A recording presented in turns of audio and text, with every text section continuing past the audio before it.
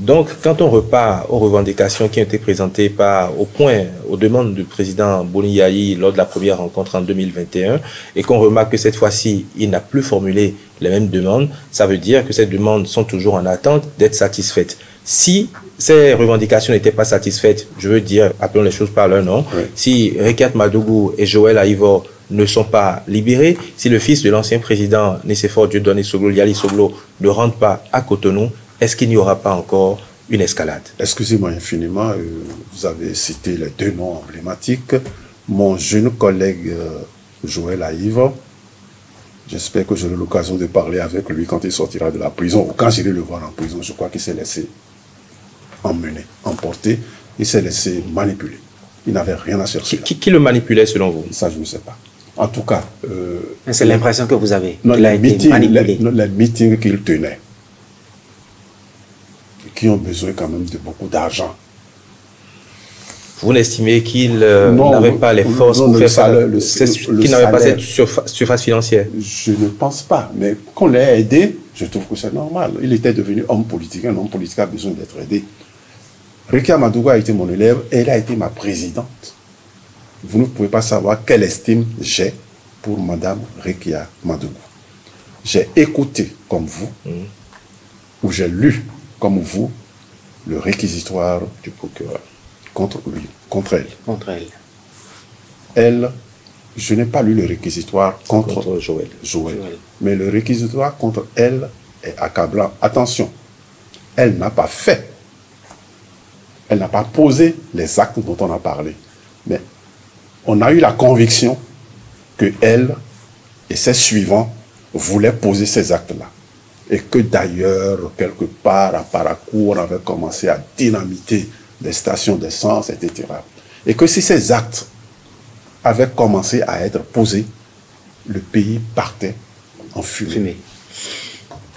Et c'est sur cette accusation de vouloir mettre à feu et à sang le pays qu'on l'a condamné à 20 ans de prison. N'oubliez pas qu'on a parlé dans ce réquisitoire des usines qui allaient être brûlées, je crois, dans le Septentrion, et ces informations avaient été extraites, je vais dire, de sa messagerie, et que, entre-temps, dans le pays, il y a eu quand même des usines d'engrais qui ont brûlé dans le Septentrion. Oui, hélas, les gens n'ont peut-être pas compris que la mauvaise récréation qui allait se jouer était terminée.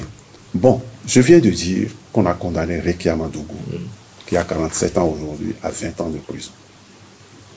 Je ne la vois pas. Et je crois qu'aucun Béninois ne la voit, même pas le chef de l'État, ne la voit faire 20 ans de prison. Combien d'années va-t-elle faire avant qu'on ne la gracie? Mais si on la gracie dans quelques jours, à l'occasion du 1er août, ben je dirais Dieu est grand. Mais il faudra gracier mon collègue aussi, parce que lui, il est là à lire le Coran, peut-être la Bible, mais ça ne l'aide pas dans ses recherches. Non, quelque chose sera fait. Mais il ne faut pas dire que pour que la situation soit, comment vous dites, apaisée, il faut qu'on fasse ça. Quelqu'un qui a mal fait, dans tous les États du monde, dans tous les pays du monde, et jusqu'à la fin du monde, il y aura une prison. Il y aura des prisons. Et les prisons, ce n'est pas pour vous, tant que vous êtes comme moi. Ce n'est pas pour vous, tant que vous êtes comme moi. Ben, vous êtes mécontent, mais vous vous contentez d'être mécontent. Vous ne dites pas, ça y est, je vais les tuer, je vais tout briser. Non, quelqu'un qui a eu cette intention, on doit le mettre en prison, quelque part, pour qu'il ne devienne pas dangereux pour la société. Maintenant, quelqu'un qui a géré les biens de l'État, vos biens à vous et à moi. Parce que l'État, quel qu'il soit, ne produit pas d'argent. Ce sont nos impôts qui lui servent à se bomber le torse, pour ainsi dire. Quelqu'un qui a géré l'État, en partie, la grande ville de Cotonou, on lui demande de venir rendre compte. Il dit qu'il ne veut pas rendre compte. Il prend l'avion et s'en va à Paris. Vous pouvez prendre l'avion, vous, et aller à Paris si votre patron vous demande de rendre compte de votre gestion de cette maison. Vous dites non, je ne veux pas rendre compte. Vous prenez l'avion, vous allez à Paris. Vous avez les sous pour... Non, c'est vous qui êtes payé ici pour me poser des questions. Non, on doit rendre compte lorsque on a géré le bien public. Mon bien personnel à moi, je ne sais même pas comment je m'en sers. Ce matin, en arrivant, j'ouvre un livre et je trouve 10 000 francs là-dedans. Je dis, ah, c'est moi qui ai mis ça là. C'est moi qui ai mis ça. Très bien, professeur. J'avais complètement oublié. Je ne sais pas gérer mes biens, mais pour les biens des autres, ah non, je suis riche. Alors, professeur Roger Béonville, dernière question pour quitter ce chapitre avancé dans cette émission. Le chef de l'État a parlé de la création d'un cadre formel qui va réunir 16 anciens présidents de la République et le président en exercice pour pouvoir discuter des questions de la nation. Et là encore, il y a eu des réactions. Les démocrates, le parti qui est censé être le parti de Boni Yayi, son premier vice-président a dit qu'il est contre la création de ce cadre. Notre récent invité a dit que c'était une bonne chose. Vous en pensez quoi? Écoutez, excusez-moi d'être brutal, ils ne sont pas sérieux. Ceux qui ont dit que c'était une mauvaise initiative. Permettez-moi de sortir du Bénin et de rester dans l'actualité. Le président Macron vient d'hériter d'un parlement qui rend la France ingouvernable. Dans la situation qui est celle de la France, avec sa constitution, ce n'est pas possible. En Allemagne, c'est possible, parce que la constitution vous oblige à entrer en coalition. Alors, que fait le président Macron dans cette situation où la France, qui lui est confiée, est ingouvernable? Il a commencé par recevoir les chefs des partis. Lesquels chefs des partis ont fait en sorte que la France devienne ingouvernable sous lui. Il a reçu ou il va recevoir les anciens présidents de la République. Mais parce que les chefs des partis qui rendent le Parlement et donc la France ingouvernable, ils sont français. Tout à fait. Les anciens présidents de la République, ils ont dirigé la République française, Sarkozy et Hollande, mais pendant 10 ans au total. Mais ils savent ce que c'est que diriger un pays. Lui, Macron vient de le diriger pendant 5 ans. Ils vont mettre leurs 15 années en commun. Mais qu'est-ce que nous allons faire maintenant pour que la France ne sombre pas? Parce qu'il n'est quand même pas question que la France sombre au moment où il y a une guerre qui s'est déclenchée en Europe. On ne s'y attendait plus. Au moment où l'Allemagne monte à une constitution qui lui permet d'être toujours gouvernable, il n'est pas question que la France s'effondre. La France, le premier pilier de l'Europe, on parle. Le Bénin, le chef de l'État dit je vais les recevoir maintenant régulièrement dans un cadre, j'allais dire pas constitutionnel, mais dans un cadre beaucoup plus formel. Formel, régulier. Tout le monde devrait applaudir. Tout le monde devrait applaudir. Le même chef d'État, Patrice Talon, a dit mais chacun peut me joindre maintenant par, comment vous appelez ça, par ordinateur. Par mail. Par mail. Et on a donné les numéros, je dis ça vraiment, est-ce que tu n'en fais pas trop? Si 12 millions de Béninois se mettent à t'envoyer des mails, il te faudra une armée de collaborateurs. Pour déchiffrer tout ça. Mais voilà ce que fait le chef de l'État pour décrisper la situation. Vous pouvez me parler directement à moi, président de la République, qui que vous soyez, même si vous êtes vendeuse de pain au bord de la voie, vous pouvez me parler directement. Et puis je vais recevoir les différents présidents régulièrement, etc. Non, c'est une très bonne chose. Je ne vois pas comment on peut être contre ça. Très bien.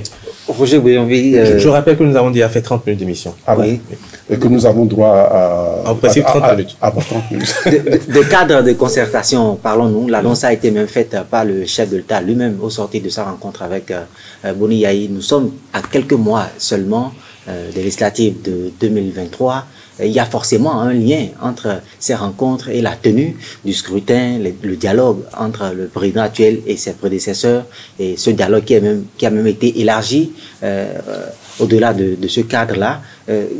Quels sont plutôt les sujets qui doivent meubler la campagne électorale pour que les Béninois sentent désormais une accalmie, une sorte d'apaisement dans le pays? Les questions qui doivent les préoccuper. Oui, qui doivent préoccuper les acteurs politiques qui affûtent déjà leurs âmes pour se retrouver au sein de la 9e législature à l'Assemblée. Ils affûtent leurs armes. Pourquoi? Pour le développement du pays ou pour leur propre développement? Non, on va parler de développement du pays. Oui, je vais vous dire quelque chose. Lorsque moi je suis né en 1946, il n'y avait pas 1 million de Dahoméens. Ça, j'en suis sûr. Allez consulter les archives. Il n'y avait pas 1 million de Dahoméens. Et le petit enfant que j'étais, qui a dû faire le CEPE, a été surpris d'apprendre à la veille du CEPE qu'on était 2 millions. Comment? La population augmente. En 6 ans. Oui, alors la superficie n'augmente pas. Mais là, ah oui, j'ai dû apprendre très vite Aujourd'hui, nous sommes 12 millions, grosso modo. Aujourd'hui, en 2022. Dans 10 ans, je me souhaite d'être encore là, mais ce n'est pas évident. Dans 10 ans, nous serons 20 millions de Béninois. Nous serons 20 millions de Béninois. C'est à ça qu'ils doivent penser. C'est à ça qu'ils doivent penser, non pas à gérer le présent. Gérer uniquement le présent, mais c'est condamner les 20 millions de Béninois que nous serons, que vous serez dans 10 ans.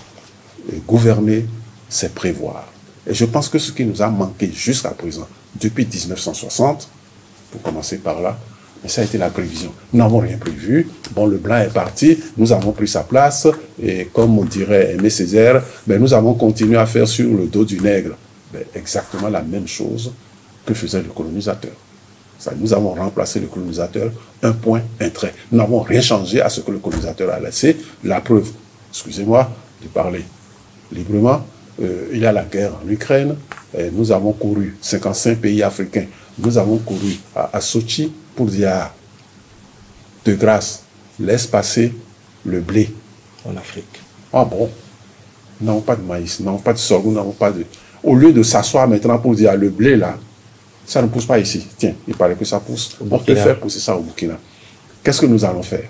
Il faut faire en sorte maintenant, on a quand même des agronomes, on a des nutritionnistes. Si on veut le pain, si on veut de la pâte sèche, c'est ça, si on veut le pain, qu'on peut plier et mettre en poche, il doit y avoir quelque chose à faire pour que le maïs devienne ce pain-là, pour que le sorgho devienne ce pain-là, etc. Non, au lieu de faire ça, nous avons couru à sortir pour dire pardon, faire des corridors pour nous laisser venir le pain de blé, pour nous laisser venir le blé, afin que nous en fassions du pain. Qui nous a appris à manger du pain? C'est le colonisateur. Voilà un exemple pour vous dire que même pour notre petit déjeuner, nous n'avons pas été inventifs, c'est grave. Nous espérons que vous serez là dans 10 ans encore, professeur Roger Gbéonville. C'est vrai que vous avez dit le truc tout à l'heure, c'est passé rapidement. Nous espérons que vous serez encore là dans 10 ans pour toujours... continuer à pas sur un grabat, pas sur un grabat. Non, mais vous serez... Si c'est sur un grabat, je préfère être dans un cimetière. Mais nous souhaitons que vous soyez... merci, priez pour moi. Toujours là. Alors, sur la question des législatives aujourd'hui, c'est vrai que vous avez abordé la question des sujets qui devraient intéresser les acteurs politiques, les populations également, vont devoir écouter ces différents discours. Mais est-ce que vous pensez aujourd'hui qu'il est nécessaire, capital, que l'opposition soit au Parlement? Une démocratie sans opposition ne se conçoit pas.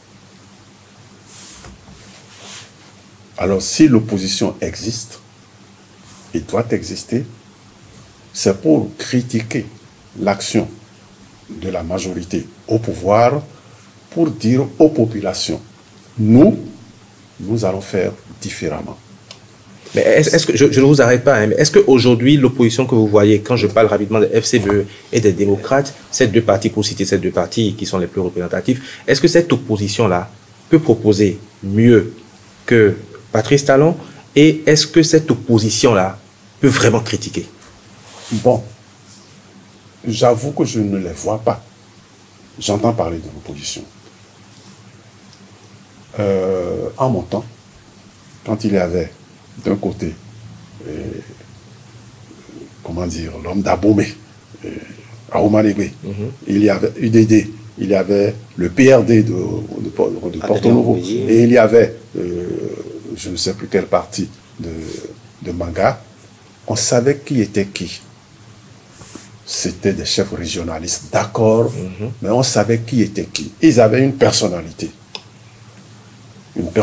qu'ils avaient d'une certaine façon développée. Aujourd'hui, je regarde l'opposition politique, et comme ils étaient en opposition de temps en temps, l'un contre l'autre, oui, il y avait de l'opposition, il avait de la vie.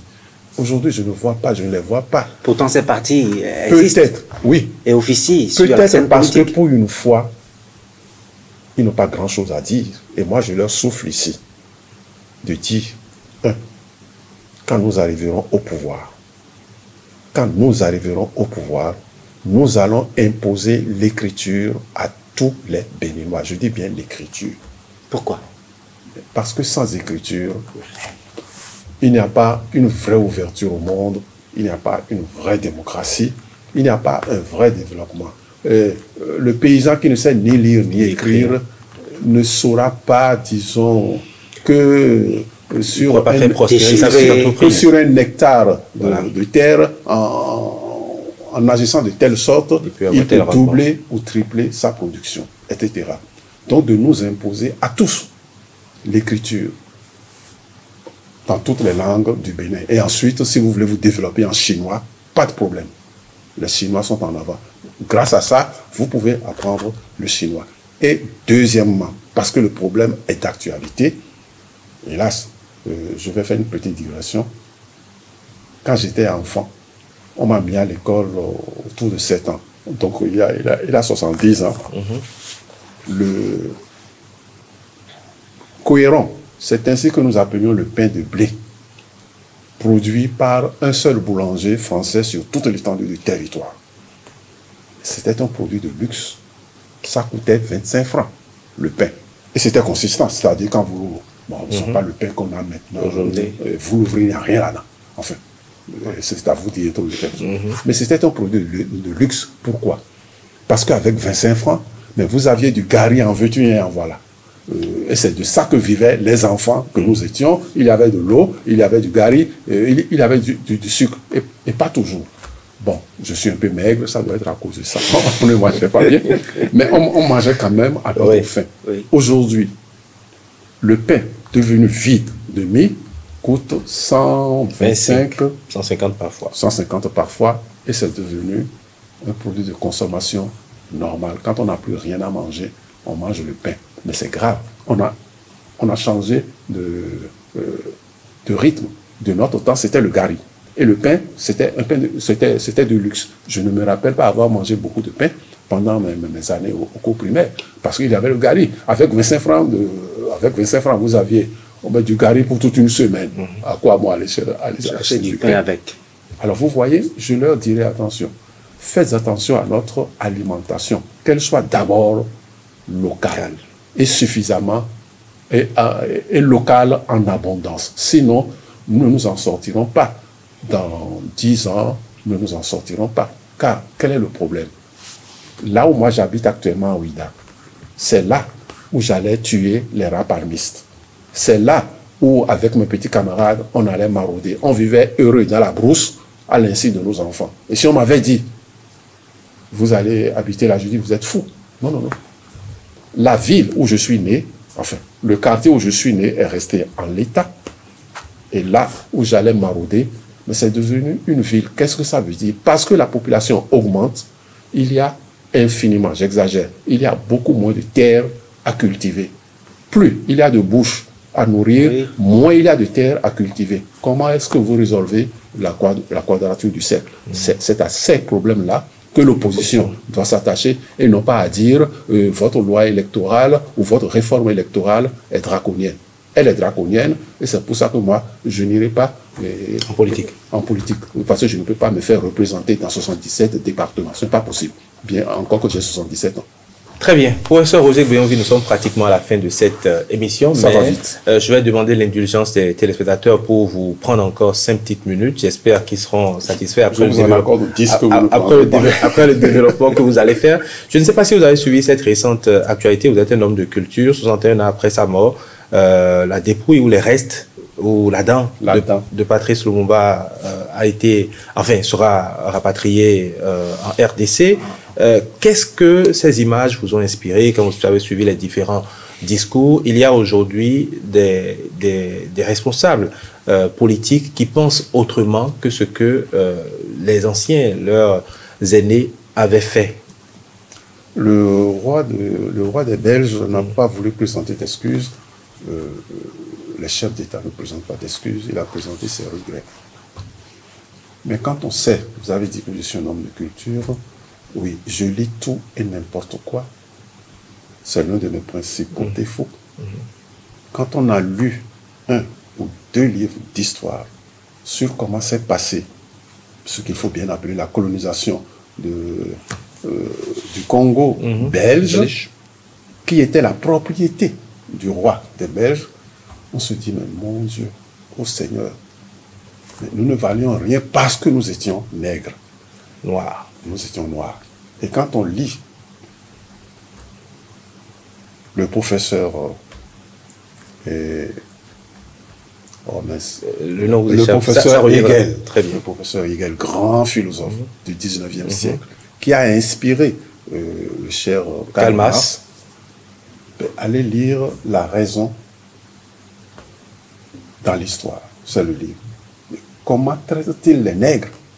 Il dit non, à un moment donné, il dit non, non, laissons-les. Ils ne sont pas dans l'histoire. Ils n'ont qu'à rester où ils sont, hors de l'histoire. Eh bien, ce sont ces textes, celui-là est du 19e siècle, oui, mais qui ont éclairé les colonisateurs et qui, quelque part, les éclairent toujours. Alors, on nous a envoyé la dent de Lumumba.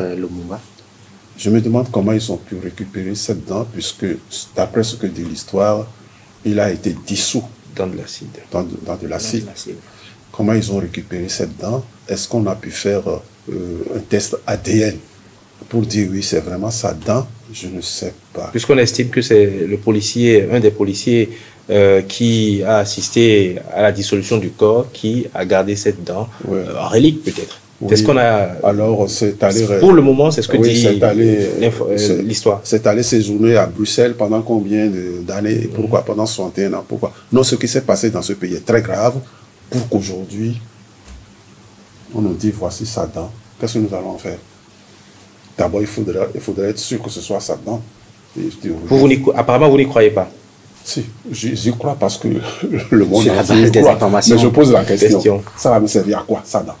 Ce qui nous aurait servi à quelque chose, ça aurait été de l'aider à rendre son pays véritablement indépendant. Et parce qu'il a voulu rendre son pays véritablement indépendant, on l'a dissous dans l'acide. Et je viens de vous expliquer que pour les Blancs, pour les colonisateurs, c'était normal. L'Afrique ne fait pas partie de l'histoire. Tiens, Karl Marx, lorsque vous lisez, comment ça s'appelle? Pas La raison dans l'histoire de Hegel, mais le manifeste du Parti communiste, il parle de tout. Le développement de l'Europe, annonce les ouvriers, etc., prolétaires de tous les pays. Unissez-vous. Unissez-vous. Il ne parle pas des nègres. C'est-à-dire, est-ce qu'on peut comprendre le développement de l'Europe et même de l'Amérique sans les esclaves noirs? Le cher Hegel, le cher révolutionnaire Karl Marx n'en parle pas. Alors, tout ça doit nous parler, nous. Ces absences-là, et puis ces dents, dont on veut bien croire que celle-là est de Patrice Lumumba. Il faut que tout ça nous parle pour qu'on se réveille. Quelle leçon devraient tirer les Congolais de tous ces actes, de tous ces faits? Pas seulement les Congolais. Les Africains. Oui, il faut qu'ils se prennent au sérieux. Et ce qui s'est passé le 3 juin dernier m'a attristé profondément, moi. Bien avant que notre représentant de 55 pays n'aille là-bas, j'ai dit, mais qu'est-ce qu'il va chercher là-bas? Qu'est-ce qu'il va chercher là-bas? Nous n'avons pas de solution pour la paix là-bas. Qu'est-ce qu'il va chercher? Moi, je ne savais pas qu'il partait pour aller négocier le pain de blé, pour aller négocier la farine de blé.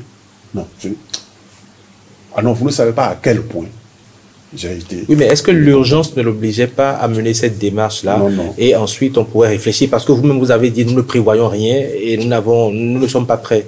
Oui, l'urgence chez lui, moins que chez nous. Chaque fois que vous allez à Dakar, j'y suis allé quelques fois, mais vous avez le sentiment que sans le pain de blé, ah non. Les Sénégalais ne vivent pas.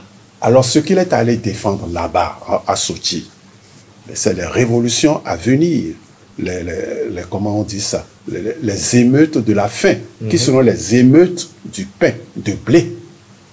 C'est grave, ça.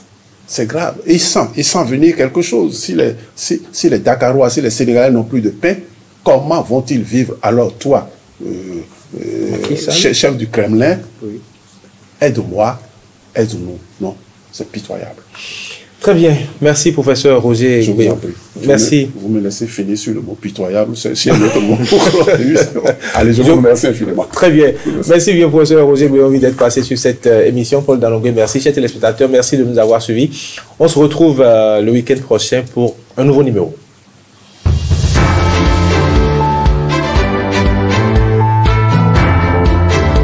Bonjour et bienvenue dans cette émission diagonale féminine. Nous sommes le 23 mai, jour d'investiture du second mandat de